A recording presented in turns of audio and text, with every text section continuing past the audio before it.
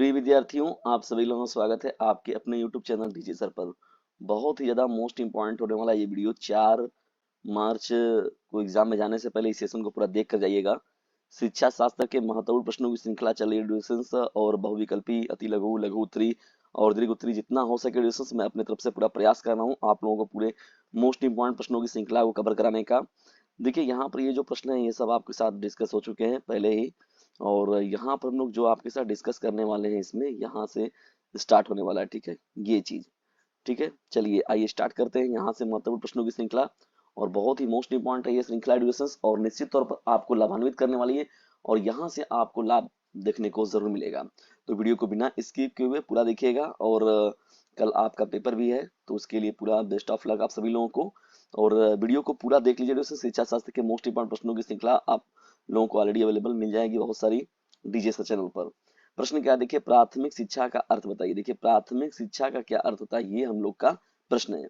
प्राथमिक शिक्षा के बारे में हम लोग बात करें तो देखिए शिक्षा काल के प्रारंभिक कुछ वर्षों से लिया जाता है। देखिए भारत में क्या है, इस शिक्षा के अंतर्गत जो होते हैं ड्यूरेशन, प्राथमिक शिक्षा के अंतर्गत 6 वर्ष से 14 वर्ष तक के बच्चे आते हैं। कितने वर्ष तक के? 6 वर्ष से 14 वर्ष तक के, यानी 6 वर्ष से 14 वर्ष तक के जो बच्चे होते हैं वो प्राथमिक शिक्षा के अंतर्गत आते हैं। 6 से 11 वर्ष के बालकों के लिए देखा जाए तो प्राथमिक स्कूल होते हैं, जबकि 11 से 14 वर्ष के बालक बालिकाओं के लिए मिडिल क्लास या जूनियर हाई स्कूल होते हैं ना। 11 से 14 वर्ष के लिए बच्चों के लिए क्या, मिडिल या जूनियर हाई स्कूल, जबकि 6 से 11 वर्ष के बारे में अगर देखा जाए तो क्या होते हैं, प्राथमिक स्कूल होते हैं।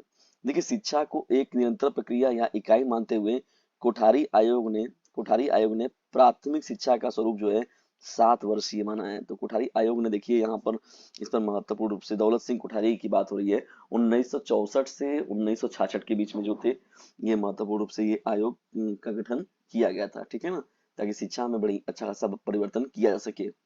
चलिए आगे बढ़ते हैं महत्वपूर्ण प्रश्नों की श्रृंखला में हम लोग क्वेश्चन नंबर 6 की ओर। प्राथमिक शिक्षा की समस्याओं की गणना कीजिए। देखिए प्राथमिक शिक्षा की समस्याएं देखिए बहुत सारी हैं। आर्थिक समस्या के दृष्टिकोण से अगर देखा जाए तो रुपए पैसे के मामले में सरकार द्वारा शिक्षा के प्रति सौतेली बेटी जैसा व्यवहार किया जाता है, परंतु प्राथमिक शिक्षा को शिक्षा परिवार का तिरस्कृत संतान रही है। मतलब कहने का मतलब कि प्राथमिक शिक्षा को बहुत विशेष रूप से जो समर्थन नहीं मिल पाता है सरकार की तरफ से भी। और जो है काम करने वाले भी लोग हैं वो भी कोई तरीके से समर्पण भाव अपना नहीं दिखा पाते हैं। दूसरा देखिए महत्वपूर्ण पॉइंट ये हो जाएगा कि प्राथमिक शिक्षाओं का जो पाठ्यक्रम होता है वो दोषपूर्ण है। तो प्राथमिक शिक्षाओं का जो पाठ्यक्रम है वो दोषपूर्ण है, तो ये भी कहीं ना कहीं से समस्याओं को पैदा करता है। बढ़ते हैं नेक्स्ट प्रश्न की ओर, क्वेश्चन नंबर 7 की ओर। देखिए प्रश्न संख्या 7 का है, बेसिक शिक्षा आयोग क्या है? बेसिक शिक्षा आयोग के प्रमुख गुण बताइए। तो बेसिक शिक्षा आयोग के प्रमुख गुण क्या है डियर्स, ये हम लोग का प्रश्न है। देखिए उत्तर क्या हो जाएगा इसका, शिक्षा का केंद्र जो होता है बालक होता है। यानी बेसिक शिक्षा योजना के प्रमुख गुणों में देखा जाए तो उसमें सर्वप्रथम जो होता है शिक्षा का केंद्र जो होता है बालक, यानी बालक जो होता है केंद्र होता है, बालक को ही सेंटर मान के एजुकेशन दी जाती है। दूसरा देखिए मोस्ट इंपॉर्टेंट क्या हो जाएगा, बालक की शक्ति योजना के अनुसार जो होता है शिक्षा दी जाती है। थर्ड अगर देखा गया तो शिक्षा का उद्देश्य जो होता है वो सर्वांगीण विकास करना होता है। ठीक है ना, सर्वांगीण विकास का लक्ष्य जो होता है वो होता है बेसिक शिक्षा का उद्देश्य। चौथा देखिए बालक जो है आत्मनिर्भर बनता है, ये महत्वपूर्ण पॉइंट हो जाएगा। पांचवा जो है सामाजिकता और नागरिकता का विकास होता है। किसका होता है? सामाजिकता और नागरिकता का विकास होता है। छठवा देखिए महत्वपूर्ण पॉइंट क्या हो जाएगा, जीवन से संबंधित शिक्षा दी जाती है। किससे? जीवन से संबंधित शिक्षा दी जाती है, ये महत्वपूर्ण पॉइंट हो जाएगा। सातवां देखिए मोस्ट इंपॉर्टेंट पॉइंट क्या हो जाएगा इसमें, उद्योग कौशल के द्वारा शिक्षा दी जाती है। किसके द्वारा? उद्योग कौशल के द्वारा जो है उन बच्चों को शिक्षा प्रदान की जाती है, ताकि भविष्य में वो अपने लिए एक सुरक्षित भविष्य का निर्माण कर सकें और जीविकोपार्जन का भी अपने लिए वो महत्वपूर्ण रूप से उपाय कर सके, प्रबंध कर सके उसका। देखिए प्रश्न संख्या 8 की ओर मुझे बढ़ते हैं तो बेसिक शिक्षा योजना के प्रमुख दोष के रूप में देखिए क्या है, बेसिक शिक्षा योजना के प्रमुख दोष भी हैं। पहला क्या है, हस्त कार्य पर अधिक बल देना, यानी हाथों के द्वारा बनाए जाने वाले कामों पर लोग जो हैं इस पर अधिक बल देते हैं। ये एक बेसिक शिक्षा योजना के महत्वपूर्ण दोषों में गिना जाता है।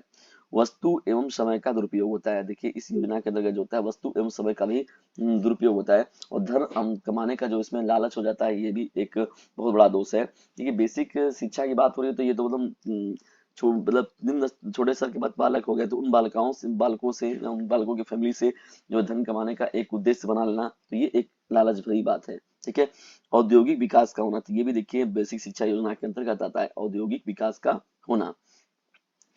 नेक्स्ट पॉइंट देखिए क्या हो जाएगा, नैतिक एवं धर्म शिक्षा का अभाव होना। क्या होना, नैतिक एवं धर्म शिक्षा का अभाव होना, ये भी जो होता है वो बेसिक शिक्षा योजना के प्रमुख दोषों में होता है। ठीक है, चलिए इंपॉर्टेंट प्रश्नों की श्रृंखला में बढ़ते हैं हम लोग आगे और देखते हैं क्वेश्चन नंबर 9 को। देखिए प्रश्न संख्या 9 क्या है हम लोग का, प्राथमिक शिक्षा से आपका क्या तात्पर्य है। देखिए प्राथमिक शिक्षा की बात तो पहले ही मैंने बताया आप लोगों को कि प्राथमिक शिक्षा का मतलब होता है शिक्षा काल के प्रारंभिक वर्षों से। भारत में शिक्षा के अंतर्गत देखा है तो 6 से 14 वर्ष तक के बच्चों को शामिल किया जाता है। ठीक है ना, इम्पोर्टेंट रहेगा। सर्व शिक्षा अभियान का क्या अर्थ होता है, बहुत ही मोस्ट इंपॉर्टेंट प्रश्न है।